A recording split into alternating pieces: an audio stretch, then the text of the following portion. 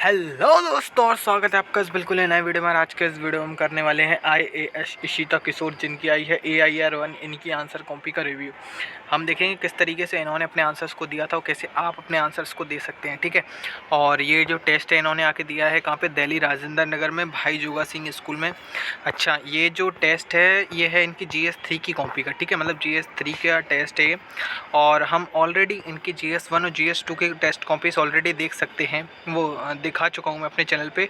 उनके अलग वीडियोस मैंने सेपरेटली बना चुका हूँ पहले। अगर आपने वो वीडियोस नहीं देखे हैं तो आप जाके एक बार ज़रूर से देख लीजिएगा। और ये जो कॉपी है ये है इनके, आप देख सकते हैं, GS3 की जनरल स्टडीज़ पेपर 3, जिसमें आता है इकॉनमी वगैरह, ठीक है।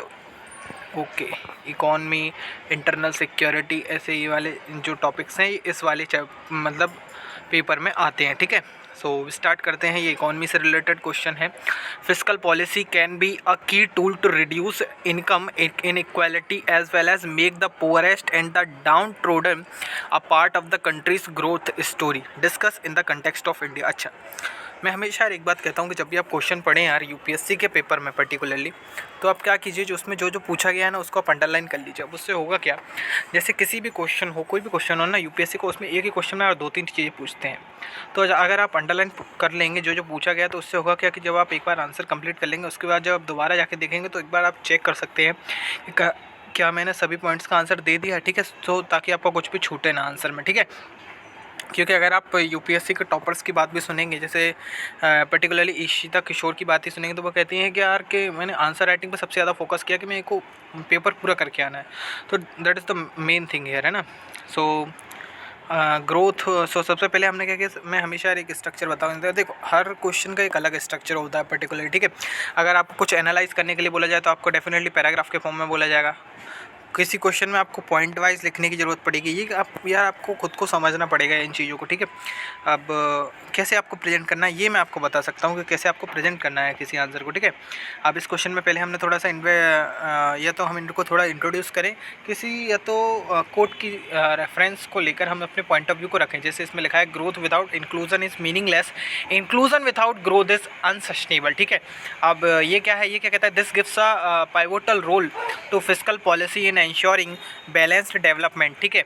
अब ये क्या है, it can reduce income inequality. अब ये जो हेडिंग बनाई हमने, ये अपने मन से तो बनाई नहीं है, क्यों, फिर हमने कैसे बनाई।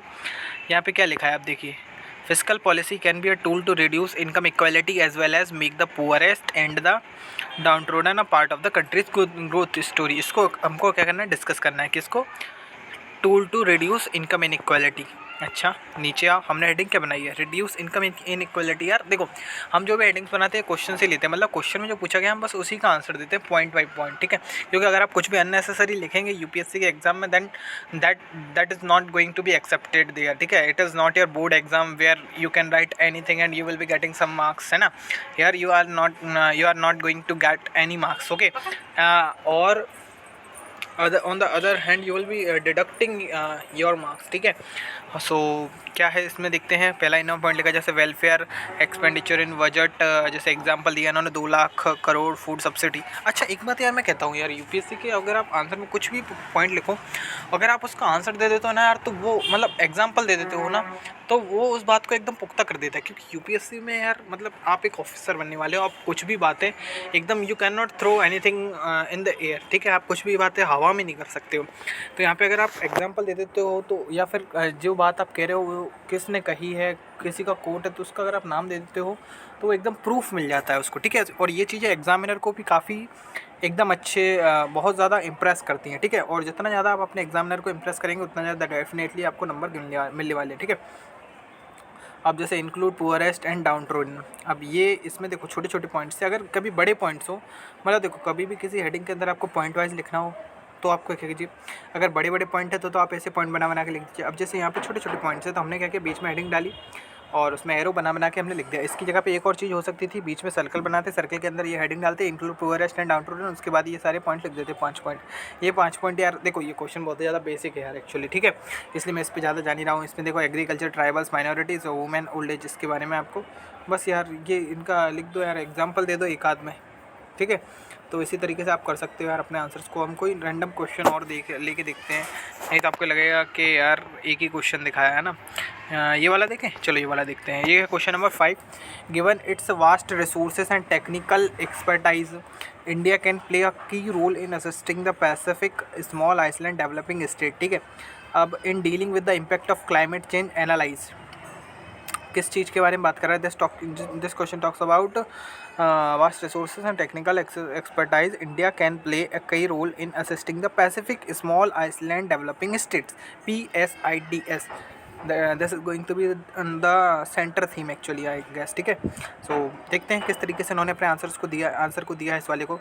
India is having seen as a net security provider in the Indo Pacific region. कैसे, अब इंडिया का की role, third largest economy in the PPP terms, third largest military है इसके पास, क्लाइमेट लीडर।